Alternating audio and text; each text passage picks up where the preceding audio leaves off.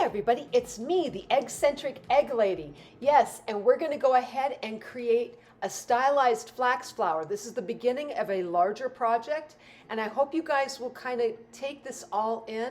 I'm going from start to finish on the entire project. So I wanted to show you how I come up with drawing my pieces. And this way then when you get to that eggshell, you can go ahead and create these designs on there very easily. So really right here, I'm just creating my line. I made my small circle right on the end of that. And then I'm dealing with really 3 triangles. So you've got one on the right, one on the left, and then the third one will take over that center triangle. Now, as I go along here, you guys are probably thinking, okay, she's just redrawing this. Yes, I'm redrawing this over and over to give myself practice. So this way then, I'll have this mastered by the time I get to the end.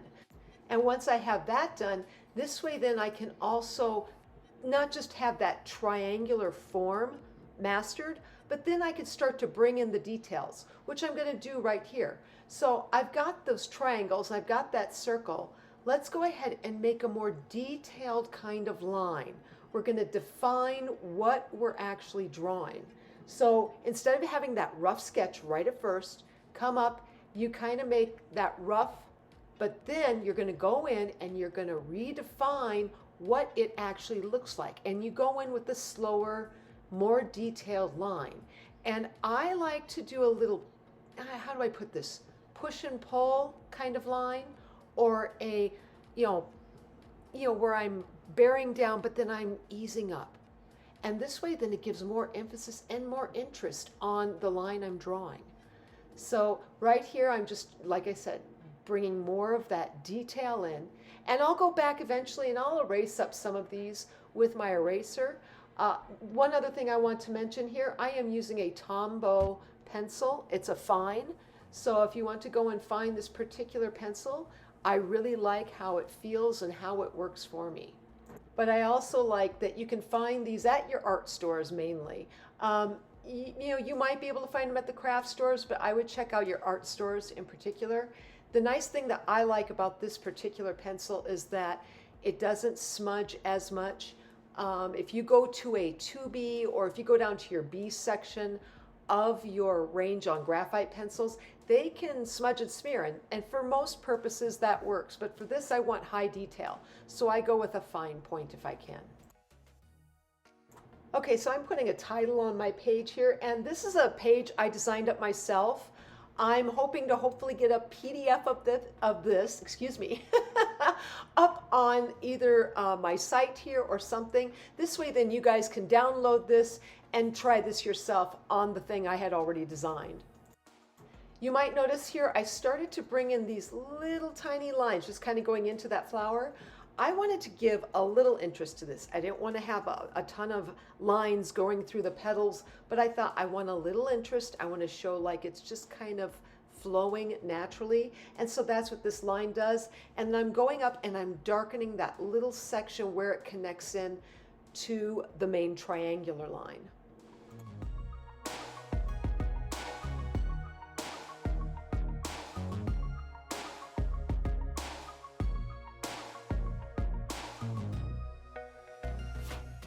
So you're really starting to see here the step-by-step that I am like laying out for you. No problem. From the stem to the ball to the triangles to the more defined flower, and then giving the details here, and then the final flower that I'm going to be drawing will also bring in the stamens to this flower. This now gives you then a nice laid out version on how to create my stylized blue flax flower.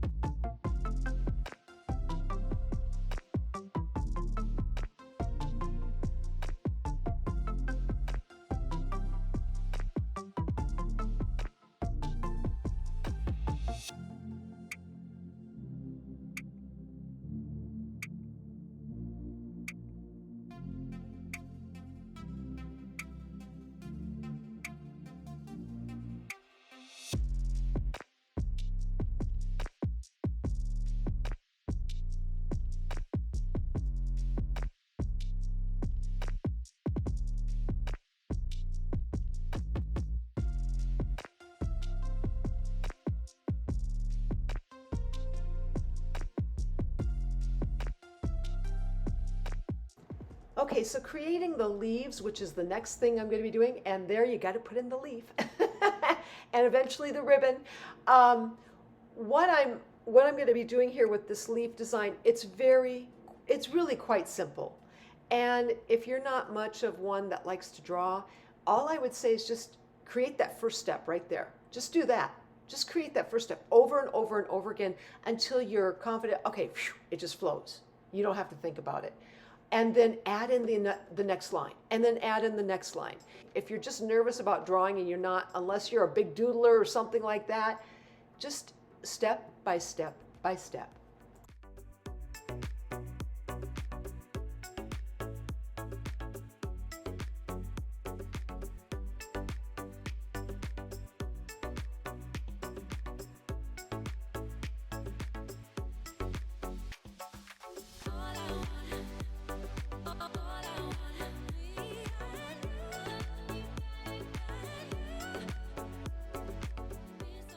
Okay, so now we're going to go ahead and flow into our ribbon section.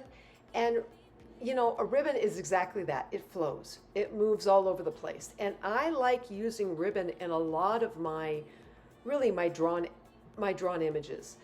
I don't know, there's something about it. It's just something I can just flow that in there, draw that line and go with it. And then I just make it a little bit heavier on one side. So in other words, I create a little bit of width to it and then bring it up to a really tight, tiny line.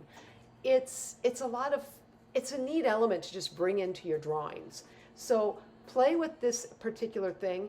You know, this drawn element that I'm giving you here is just an example.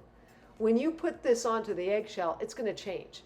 Ribbon on eggshell, that particular element when you're drawing it is always going to change.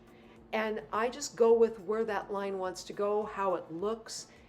But I do find that the drawing a ribbon in pencil is a wonderful, nice little element to add into any of my designs.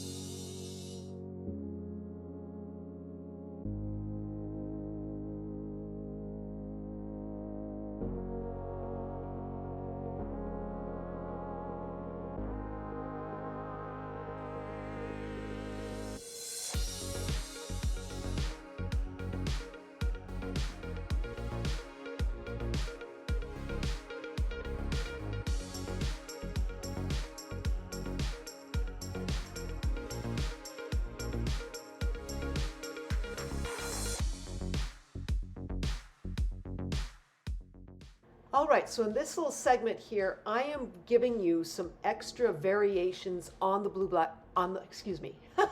on the blue flax flower that I'm going to be using and doing. And what I mean by variations is, I'm not just stuck to what I had designed at the very beginning there. I thought, no, let's go ahead. What else can I add to this? What elements, what designing elements can I do to this to make it either more interesting, or do I take something away? Or what more could I add to it to make it just different from what I had already designed?